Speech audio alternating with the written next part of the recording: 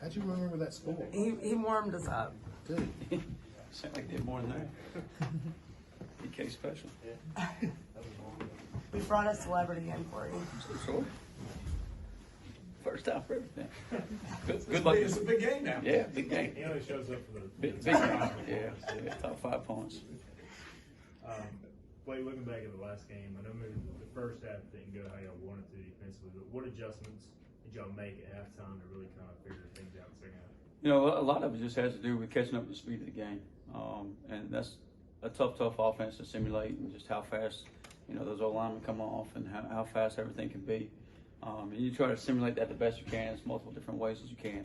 And it takes a few series to get used to that. And once you do, you settle back in. And then the second half, come out and get a stop and get the ball back to their offense and get them pinned down there and go 3 and out.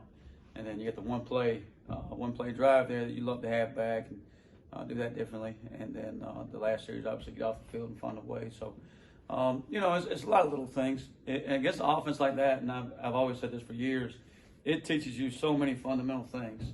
If you take a poor first step, have your eyes in the wrong place, you play the high pad level, you're going to pay the price. And if you have your eyes in the right place, you take a good first step, you play with good pad level, you play physical, and you do a good job tackling, getting downhill, then you're going to be in a good spot to make a play and get them behind sticks and get off the field. So when you don't do it, they make you pay. When you do your responsibility, do your job, so to speak, then you end up in a good situation. So, when I was on the other side of it, coaching with an offense like that for a decade or so, people would always ask me, how do you practice against the spread? I said, well, here's the things that a triple option offense teaches you. And being on this side of it, it teaches you the same thing. You better get your eyes in the right place.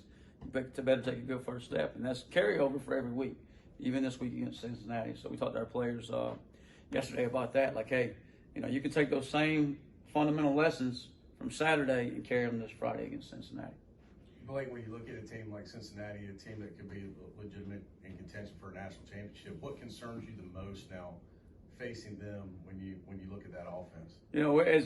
Obviously a big game, excited to play, and my kids are really excited. They're locked in and as focused as they've ever been. But they've got playmakers all over the field. I mean, you don't look at their offense and see a weakness. I mean, you're talking about a football team that about beat Georgia in the bowl game last year, a quarterback who very well could be, a high round draft pick, a Heisman in the Heisman talk, tailback who started it at Alabama, second or third in the conference in rushing, 2 tight ends that look like NFL type guys and can run down the field and long, and I think they're 3rd and 4th on the team in pass receptions. Number 12 out wide. It's just he wasn't healthy a year ago, so you didn't really see a lot about him, but at least the team's in receptions and can get down the field and take the top off of it. 7 and 8 can do the same thing from the slot to the field. And then the O-line is they look like a Power 5 football team, long, athletic. So you got a lot of issues. We don't have, you don't have a weakness. Hey, we don't have to worry about this guy, so let's attack this thing. If you stop the run, yeah, but Ritter's going to put it in the air. Okay, you cover the receivers up and cover the routes up. Now Ritter's going to take off. So you got a lot of issues you got to take care of. So it's going to take our best ball game of the year to make sure we can kind of hold them in check. When you play a team like that, is there a way to affect what they're doing, or do you have to sit back and base, or what do you do?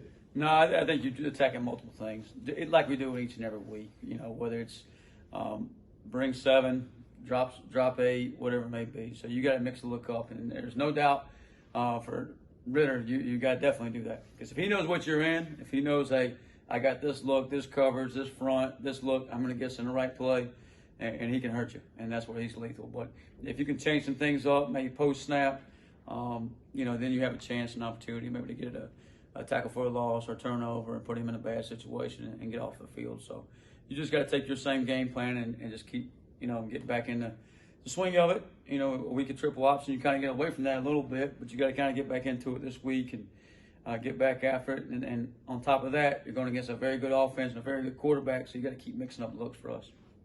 When you play a team like Navy the week before, does the discipline level that you get from playing them defensively begin to carry over a little bit? Yeah, I definitely think so. Like, it's just, when you see a game from Navy, a play goes for a game, it's always because of fundamental mistakes. Hey, my eyes weren't good enough. My first step wasn't good enough. I didn't take a great enough angle, all those type of things. So you can use those same fundamental carryover teaching lessons into a week like Cincinnati. So if you're playing against a very good opponent, very good players, if I don't have my eyes in the right place, if I take a false step, if I try to see too much, I don't see a little. If I see just my key, I see a lot, and I know what's going to go on and what's going down. So it'll help me, help our players play a little better and be in the right spot and make plays. Good teams always seem to make that play to win a game. Jaquan's forced fumble, that kind of saved that final drive. And, the 2-point conversion style, the pick six versus South Florida. Can you kind of feel your defense starting to find that belief that they're going to make that play? Yeah, those kids have a lot of confidence, and they're a good football team and good football players, and they've made plays when it counts. Marshall, so on and so forth. It's always somebody different too. Tegan Wilt, Jeremy Lewis, so on and so forth. The guy that played great the other night was Elijah Morris up front. Make play after play after play. And then Jaquan McMillan makes the final play. I'm not sure it was a completed pass, but at the end of the day, it got us off the field and got the 4th down was important. But he's been huge for us this year, and he just comes to work every day. And like Coach used to say before, he's a team guy. He cares about his teammates. He cares about winning, and that's our defensive guys in a nutshell. They care about each other. They care about winning. They care about our program. They care about our fans, and that's huge. And all they want to do is show up on Friday, play well, and get a W. So that's what's most important to them right now. It's senior day. How do you keep the emotions of your guys who have been here for a long time intact and focused to go play the biggest game of the year? Yeah, we got several seniors playing their last ball game, and I think for them and just being around their teammates and playing in a big ball game, they're amped up for it, and it's the biggest game. I think I heard Warren say this in his press conference today. I've heard Coach Houston say it a few times. It's the biggest game of the year because it's the only one we got this week, and that's how they'll treat it. And I think when that first snap takes place, or the ball gets kicked off, it's all about what I got to do to win the game. What's my job, and what should I be doing, and what's my responsibility? And they'll play hard, and they'll play for each other. And so I'm excited about that. That response kind of goes into them buying into the whole theory and everything that you and Coach Houston and all the coaches have been preaching all year. So that does say a lot for the buy-in. They're just these kids, and they know what it takes to win ball games, and they're putting every second of the day into winning this week and doing what it takes and playing well and making sure we go out there and play our best football all year. For you, Bruce and Aaron in your room are seniors. What have those guys meant to you? Aaron's a 6-year guy, Bruce a 5th-year guy. What have those guys meant? A lot. You're talking about two guys that could have walked away from it, could have, both graduated on their second degrees and stuff, and just, to go through what they've been through, and obviously I wasn't here for all of it, but to go through the controversy and, some tough times, it says a lot about them. And I think one of my favorite quotes is tough times don't last, but tough people do. And those two kids are tough people because they've been through controversy, they've been through the bad, and it's paid off. Now they're seeing the other side of it and all that hard work and all that, hey, I could have went here, I could have done this, this could have happened, I could have just shut it down.